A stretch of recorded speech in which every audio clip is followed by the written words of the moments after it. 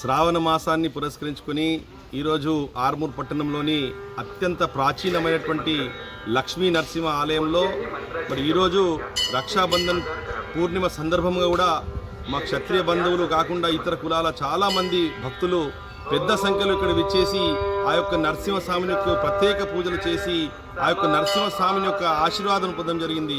మరి ఈరోజు రక్షాబంధం రావడం కూడా చాలా మంచి శుభదినం.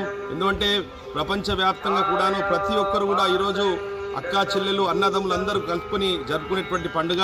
ఈరోజు ఎక్కడ ఇట్టి ప్రదేశాల్లో అక్కా చెల్లెలు ఉన్నా కానీ మన సొంత ఇంటికి పుట్టింటికి వచ్చి అన్నదమ్ములకు రక్షాబంధన్ కట్టేసి ఆ యొక్క మిఠాయిలు తినిపించి ఆశీర్వదించేటువంటి ఈ యొక్క పురాతనమైనటువంటి మనం వచ్చేటువంటి సంస్కృతిలో భాగంగా ఇటువంటి గొప్ప కార్యక్రమము మరి ఈరోజు జరుగుతూ ఉంది. మరియు అదేవిధంగా ఈ ఆర్మూర్ పట్టణ ప్రజలకు అందరూ కూడా ఈ యొక్క రక్షాబంధను మరియు మరి యొక్క శుభాకాంక్షలు తెలియజేస్తా ఉన్నాం. మరి ఈ యొక్క ఆర్మూర్లో ఉన్నటువంటి యొక్క లక్ష్మీ నరసింహ ఆలయము అత్యంత ప్రాచీనమైనటువంటి మందిరము.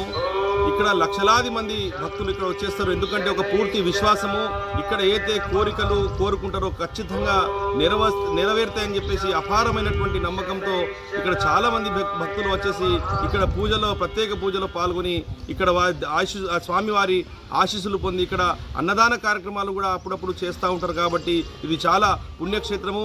మరి అందరూ కూడా చుట్టుపక్కల ప్రజలు ఉన్నటువంటి మన రాష్ట్ర వ్యాప్తంగా ఉన్నటువంటి ప్రజలు కూడా ఈ యొక్క ఆలయాన్ని సందర్శించుకొని ఈ యొక్క స్వామి యొక్క పాత్రకు ఆశీస్సులు పొందాలని కోరుతాం.